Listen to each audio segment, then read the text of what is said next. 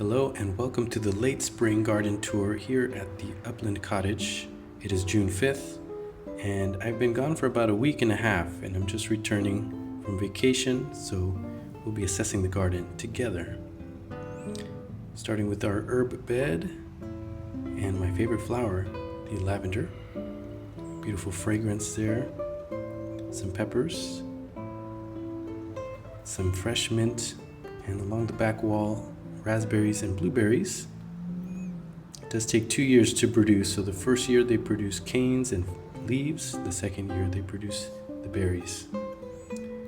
Here a lovely sage plant, also releasing a wonderful aromatic fragrance. Some thyme and oregano. And here the blueberries. I've been graced with an abundance of blueberries this year, enough to make a blueberry pie.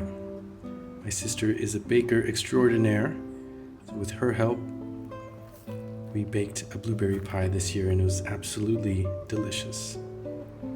Some chives flowering. We just made some dinner last night using those chives. Some pepper and lettuce. And here my only tomato plant within the whole garden. I normally don't grow large vegetables and plants such as tomatoes because they require a lot of nutrition and soil. Sometimes these fabric pots don't have enough to support a lot of fruit from them, but we'll see this year. Here's some celery flowering. They attract a lot of beneficial insects and pollinators. Some Swiss chard. Some more herbs such as thyme and oregano.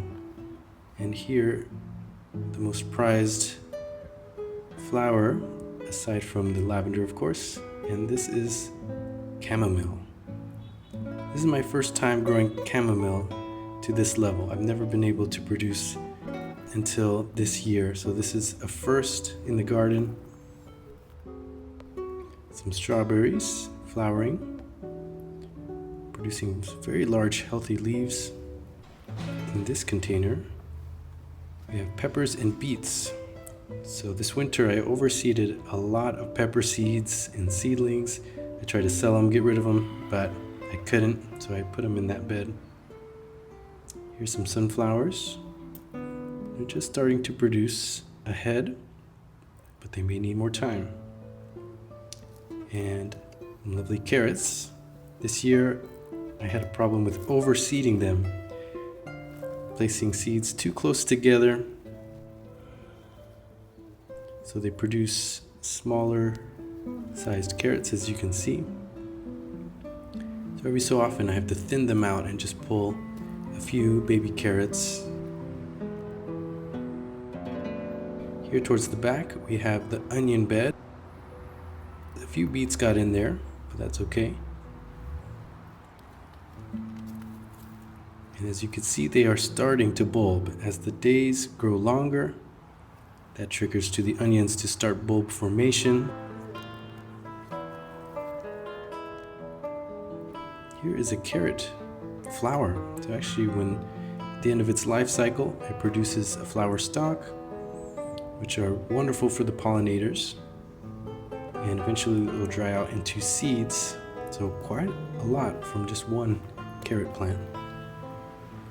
Towards the back I have the potatoes, which they've seen better days, so I'm hoping it's just the end of their life cycle and they're almost ready for harvest. Towards the back I did see a new set of morels.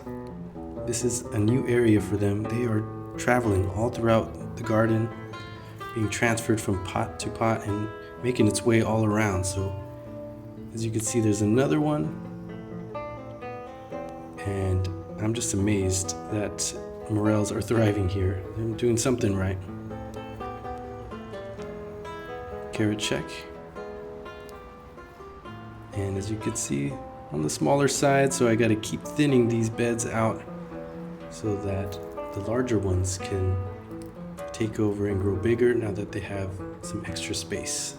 changing the strategy this year and focusing more on root vegetables such as potatoes, onions, carrots, and garlic.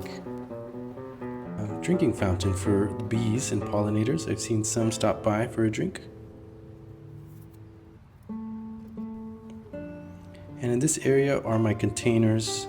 I do not have drip irrigation attached to them yet, but I'm hoping at some point. So it's kind of a hodgepodge of different plants. This is a pepper from last year, producing flowers. Some more flowers. Not sure what that one is, but there's a poppy in the back. And some onions that I have seeded. I try to get greedy and plant another round of onions, but to my surprise, they are already bulbing. So I've learned that onions are sensitive to the day length. So as the days grow longer, that's what triggers them to bulb. So as you can see how small they are, and they're already bulbing, and it's due to this time of year. In the back, another round of seedlings, cantaloupe, watermelon, and winter squash. Some poppies doing very well over here. And the alpine strawberries. A couple that are ready to eat. This is another one where I'm gifted with a few garden treats. And possibly my favorite part of the garden, this apricot tree, which was gifted by my mother-in-law. As you can see, it's already producing. This is its first year, and it's a little hard, so it does need a little more time to get tender and ripe. But I'm surprised that I was able to even get fruit in this first year. And lastly, the dragon fruit. I haven't grown dragon fruit in that small of a pot yet, so I do not know whether or not it will fruit, but we shall see this year.